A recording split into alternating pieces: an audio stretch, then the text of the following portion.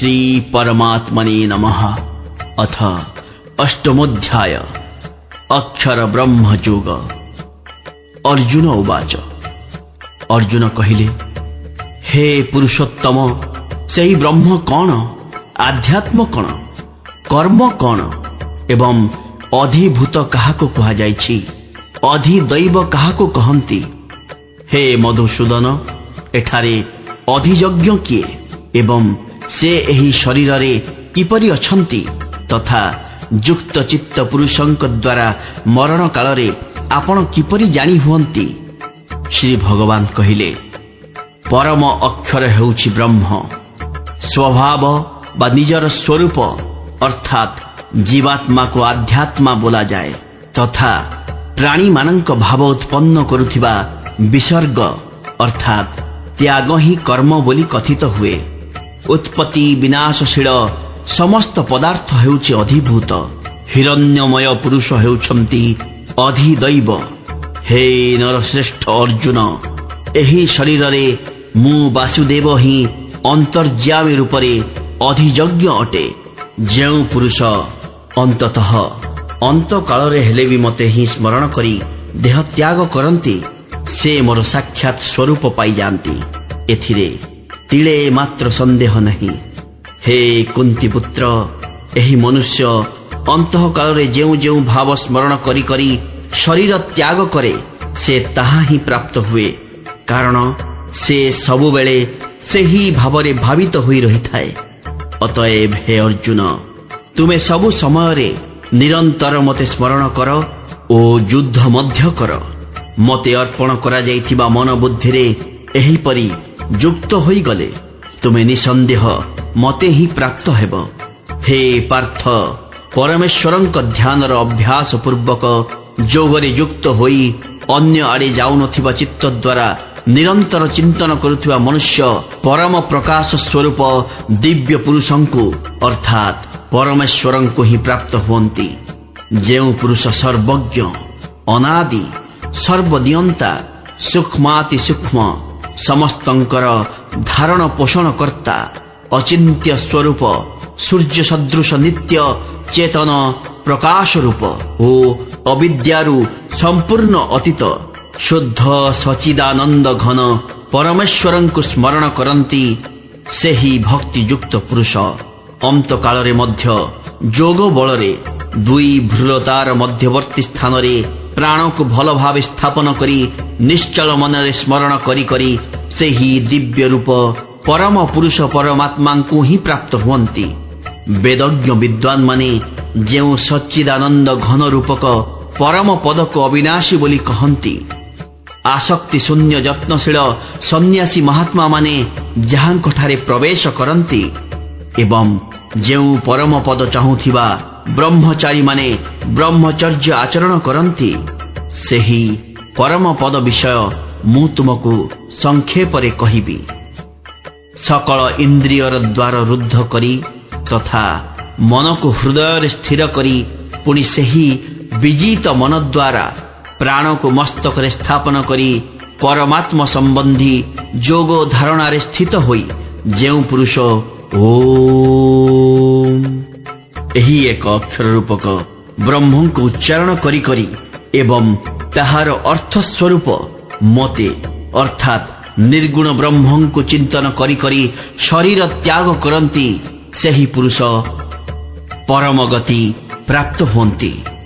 हे अर्जुन, जेउ पुरुष मोठारे अनन्य चित्त होई सदा सर्वदा निरंतर मते अर्थात पुरुषोत्तम को स्मरण करंती, मोठारे नित्य निरंतर युक्त होइथिबा सेही जोगींक पाई मु सुलभ अर्थात मु तांको सहजरे प्राप्त होई जाए। परम सिद्धि प्राप्त महात्मा माने मते प्राप्त होई दुखर गृह रूपक क्षण भंगुर पुनर्जन्म प्राप्त होंती नहीं। हे अर्जुन, ब्रह्मलोक पर्यंत समस्त लोक पुनरावर्ती, किंतु हे कुंती पुत्र, मते प्राप्त होई गले पुनर्जन्म हुए नहीं। कारण मु कालातीत एवं से सबु ब्रह्मादि लोक काल द्वारा सीमित होइथिबारु अनित्य।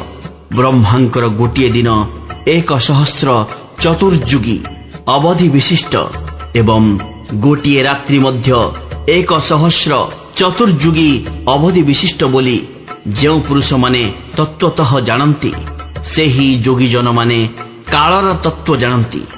ସକଳ ଚରାଚର ଜୀବଗଣ ବ୍ରହ୍ମାଙ୍କ ଦିବସ ଆରମ୍ଭରେ ଅବ୍ୟକ୍ତରୁ ଅର୍ଥାତ୍ ବ୍ରହ୍ମାଙ୍କ ସୂକ୍ଷ୍ମ ଶରୀରରୁ ଉତ୍ପନ୍ନ ହୁଅନ୍ତି ଏବଂ ବ୍ରହ୍ମାଙ୍କ ରାତ୍ରି ଆରମ୍ଭରେ ବ୍ରହ୍ମାଙ୍କ ଅବ୍ୟକ୍ତ ନାମକ ସେହି ସୂକ୍ଷ୍ମ ଶରୀରରେ ହିଁ ଲୀନ ହୋଇଯାଆନ୍ତି।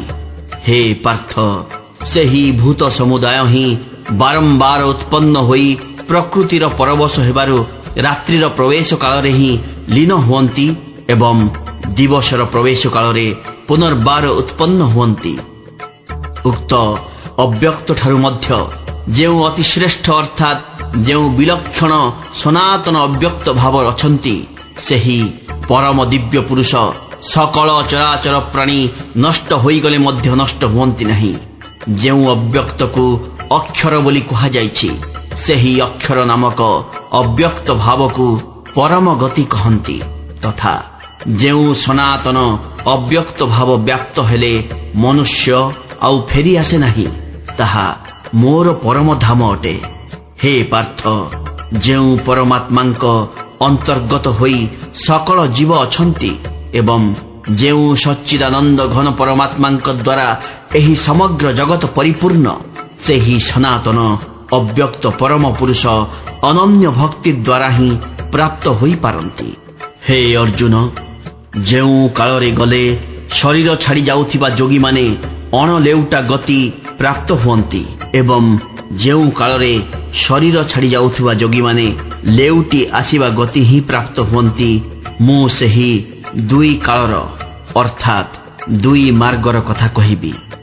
ଯେଉଁ ମାର୍ଗରେ ଜ୍ୟୋତିର୍ମୟ ଅଗ୍ନିର ଅଭିମାନୀ ଦେବତା, ଦିନର ଅଭିମାନୀ ଦେବତା, ଶୁକ୍ଳ ପକ୍ଷର ଅଭିମାନୀ ଦେବତା ଓ ଉତ୍ତରାୟଣ 6 ମାସର ଅଭିମାନୀ ଦେବତା ଅଛନ୍ତି, ମୃତ୍ୟୁ ପରେ ସେହି ମାର୍ଗରେ ଯାଇଥିବା ବ୍ରହ୍ମବେତ୍ତା ଯୋଗୀମାନେ ସେହି ଦେବତାମାନଙ୍କ ଦ୍ୱାରା କ୍ରମାନ୍ୱୟରେ ନିଆଯାଇ ବ୍ରହ୍ମଙ୍କୁ ପ୍ରାପ୍ତ ହୁଅନ୍ତି।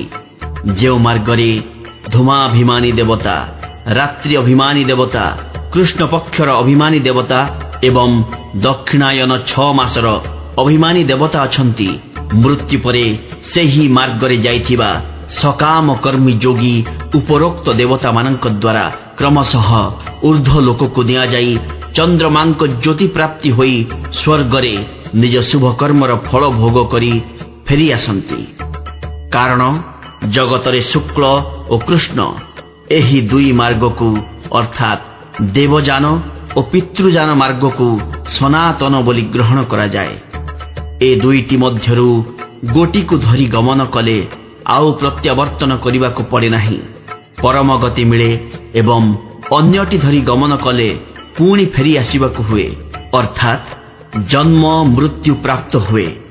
ହେ ପାର୍ଥ, ଏପରି ଭାବରେ ଏହି ଦୁଇ ମାର୍ଗକୁ ତତ୍ତ୍ୱତଃ ଜାଣିଗଲେ କୌଣସି ଯୋଗୀ ଆଉ ମୋହଗ୍ରସ୍ତ ହୁଅନ୍ତି ନାହିଁ। ତେଣୁ ହେ ଅର୍ଜୁନ, ତୁମେ ସର୍ବଦା ସମବୁଦ୍ଧି ରୂପକ ଯୋଗରେ ଯୁକ୍ତ ହୁଅ, ଅର୍ଥାତ୍ ନିରନ୍ତର ମୋର ପ୍ରାପ୍ତି ପାଇଁ ସାଧନା ରତ ହୁଅ। ଯୋଗୀ ପୁରୁଷ ଏହି ରହସ୍ୟ ତତ୍ତ୍ୱତଃ ଜାଣିଯାଇ ବେଦ ପାଠ ତଥା ଯଜ୍ଞ ତପ ଓ ଦାନାଦି କର୍ମମାନଙ୍କରୁ ଯେଉଁ ପୁଣ୍ୟଫଳ ମିଳେ ବୋଲି କୁହାଯାଇଛି, ସେସବୁ ନିଃସନ୍ଦେହ ଅତିକ୍ରମ କରିଯାଆନ୍ତି ଓ ସନାତନ ପରମ ପଦ ପ୍ରାପ୍ତ ହୁଅନ୍ତି।